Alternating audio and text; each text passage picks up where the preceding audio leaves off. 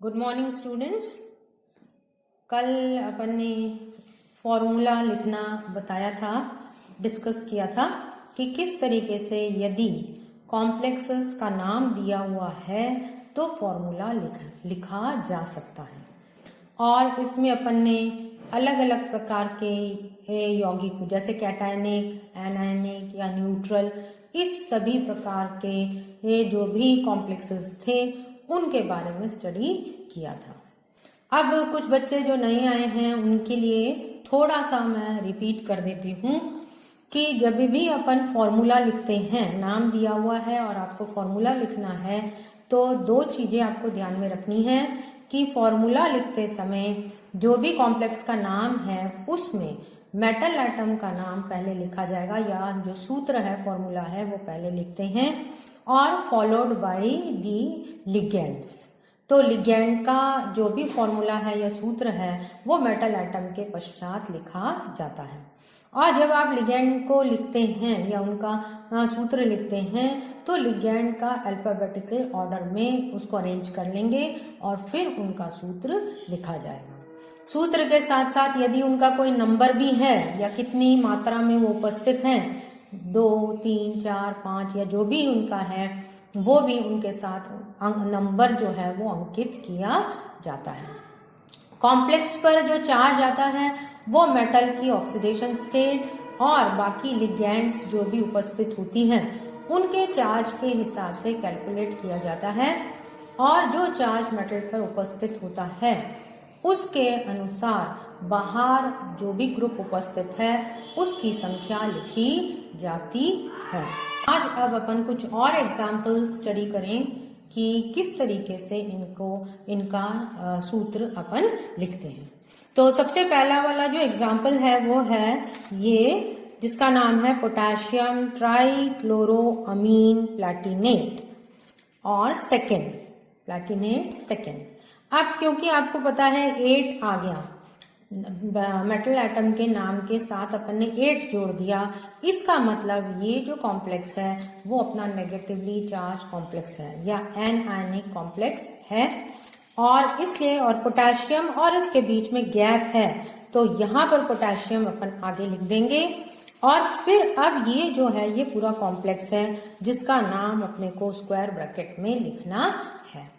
तो कॉम्प्लेक्स का नाम लिखते समय सबसे पहले अपने को लिखना है प्लैटिनम, प्लैटिनेट का मतलब प्लैटिनम।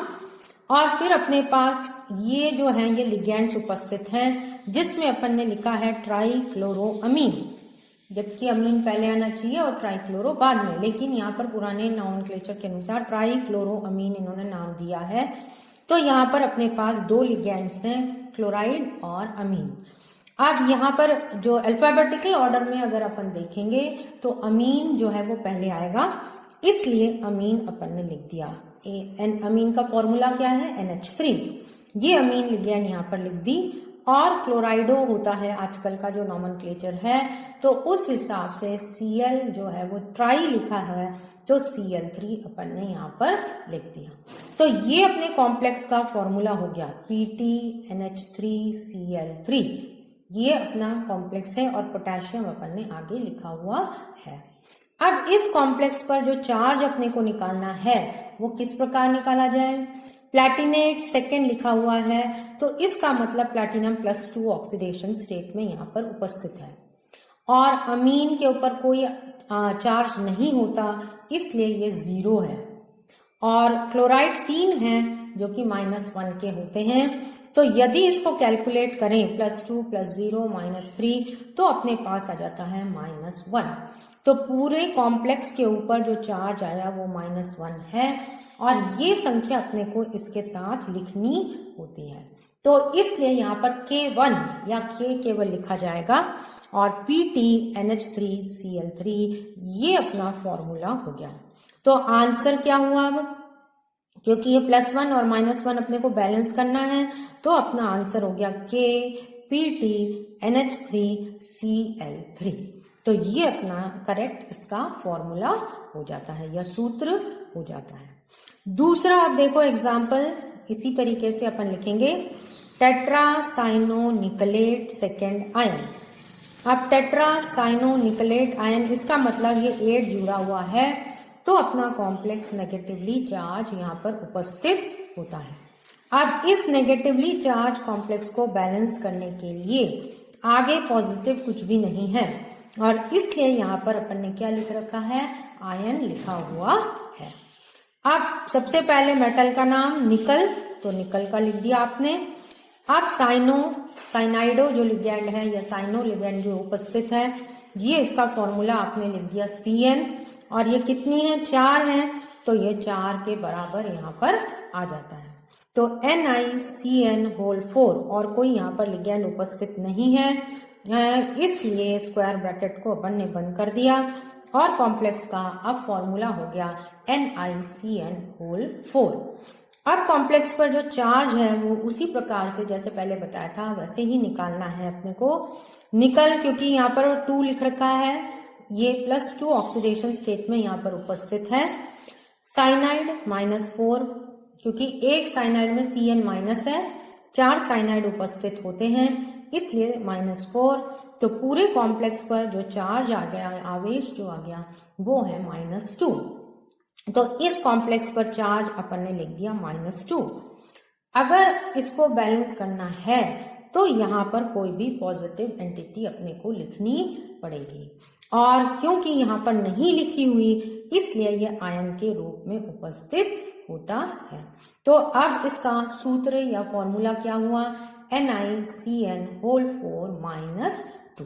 तो ये अपना इसका इस जो नाम है कॉम्प्लेक्स का, सूत्र जो है वो कॉम्प्लेक्स का, वो इस प्रकार से लिखा जाएगा। नेक्स्ट है अब tetra pyridine platinum 2, tetra क्लोराइडो प्लैटिनेट second.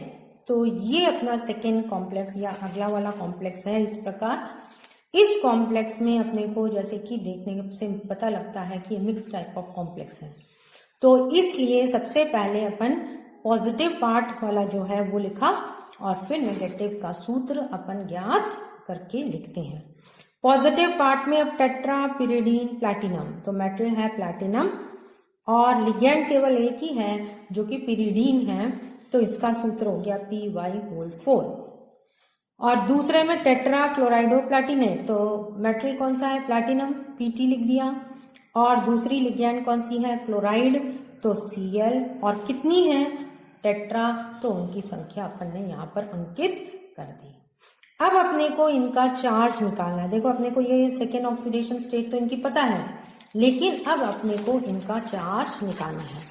तो जब अपन चार्ज ज्ञात करते हैं तो उसके लिए अपन क्या करते हैं, सबसे पहले नेगेटिव पार्ट का चार्ज ज्ञात करते हैं, जिससे कि उस चार्ज से अपन पॉजिटिव पर चार्ज लेके उसको बैलेंस कर देते हैं।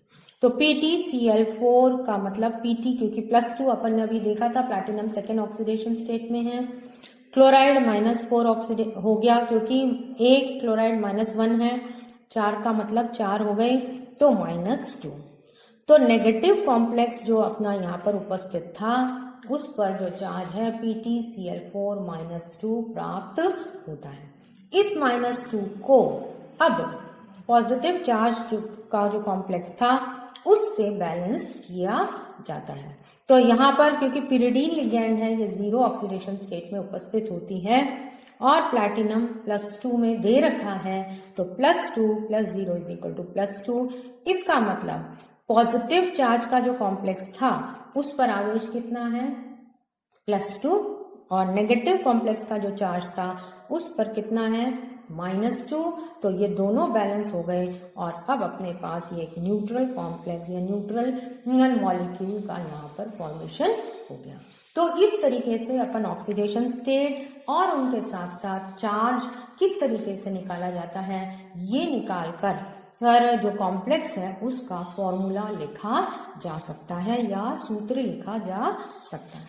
नेक्स्ट एग्जाम्पल देखो, potassium try क्लोराइडो ethylene platinum second. ये प्लैटिनेट यहाँ पर थोड़ा सा गलत हो गया है, ये है प्लैटिनम सेकेंड, क्योंकि ये पॉजिटिव कॉम्प्लेक्स यहाँ पर उपस्थित है। Positive complex